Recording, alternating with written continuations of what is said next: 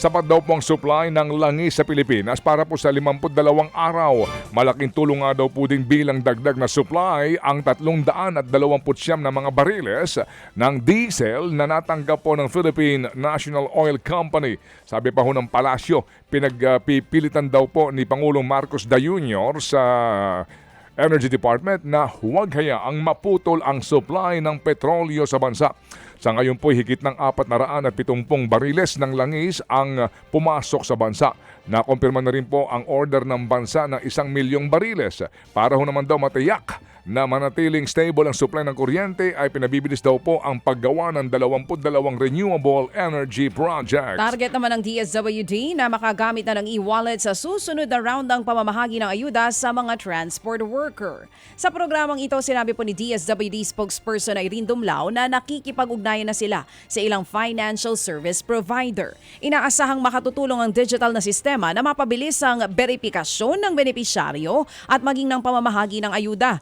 Paliwanag ni Dumlao, mainam naman na manual ang unang distribution ng ayuda para makabuo ng master list ng mga transport worker. We needed to establish na legitimong drivers po yung ating pong mabibigyan ng tulong. Wala po tayo kasing master list ng drivers, kaya kinakailangan natin talaga ng verification process. And the only way to verify if they are indeed drivers is to require physical presence and for them to present their driver's license. Yan nga po ang tinig ni Assistant Secretary Irene Dumlao, ang tagapagsalita ng DSWD.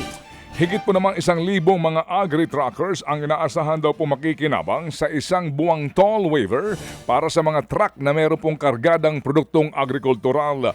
Ayon sa DA, maaari daw makatipid ng hanggang 150 milyong piso sa isang buwan ang mga agri-truckers dahil po sa libreng toll. Nagsimula nitong Lunes ang isang buwang free toll assistance program ng pamahalaan na inaasahan daw po makakatulong para mapigilan ang pagsipa ng presyo ng pagkain. Pero ayon sa DA, nasa gitnang 1,000 agri-truckers lamang daw sa ngayon ang meron pong valid na accreditation.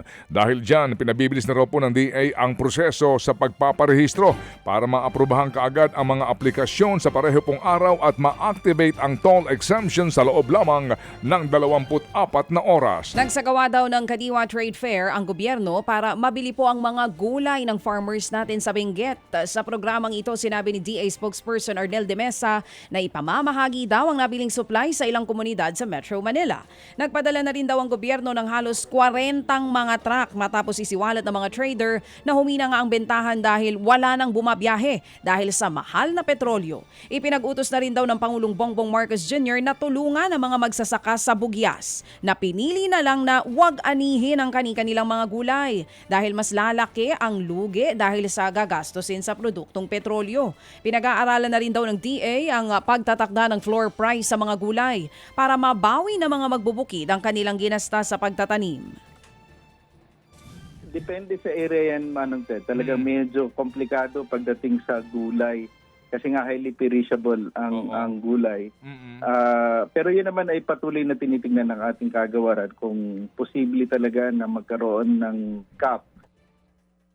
Yan nga po ang tinig ni Assistant Secretary Arnel de Mesa, ang tagapagsalita po ng Department of Agriculture. Samantala, baka nakikinig ngayon si ASEC Arnel de Mesa. ASEC, ano po, pakikontak lang po yung ating case study sa Bugyas. Baka lang kayo nahihirapan kumontak kasi nga po problematic ang signal doon. Pero hinihintay po ang tawag ng DA ng farmer po dyan sa Bugyas, si Romeo Wagayan, para nga sa kaukulang tulong na maaari maibigay ng kagawaran sa mga magbubukid doon sa naturang lugar dyan sa Benguet. Samantala po naman, balak ko daw ng DPWH na palawakin ang F. Manalo Bridge. Ito po'y sa Pasig at ito'y gawing 4 na lanes imbis na 2 lane lamang. Yan nga daw po'y para po mapabilis ang biyahe ng mga motorista at mapaganda ang kapasidad ng naturang tulay. Nais daw po sana ng ahensya na simulan na po ngayong taon ang permanenteng pag-aayos sa naturang tulay. Yun nga lang, naharap po ang pamahalaan sa right-of-way issues na naman na bahagi po ng tulay na nasa Quezon City. Kaya posible daw hong matulak ang konstruksyon sa susunod pang taon. Oras daw po na masimulan po ang paggawa sa tulay ay naasahan pong makukumpleto ito sa loob lamang ng 1.5 taon. Maalalang nasira ang tulay sa Pasig nang mabangga ng barge sa gitna po ng bagyong Karina noong pong 2024. Mga kapatid, para sa iba pang mga balita at impormasyon, sundan niyo po kami sa X, Instagram, Facebook at syempre sa TikTok, True Network PH. Mag-subscribe din po kayo sa aming YouTube channel, True Network. May website din po tayo, truenetwork.ph. At pwede nyo rin po kaming mapanood sa Channel 19 ng aming True FM TV. Lagi pa rin makinig sa radyo dito po sa 105.9 True FM dahil dito, laging true sa'yo, kapatid. Dito tayo sa totoo, tunay at tapat.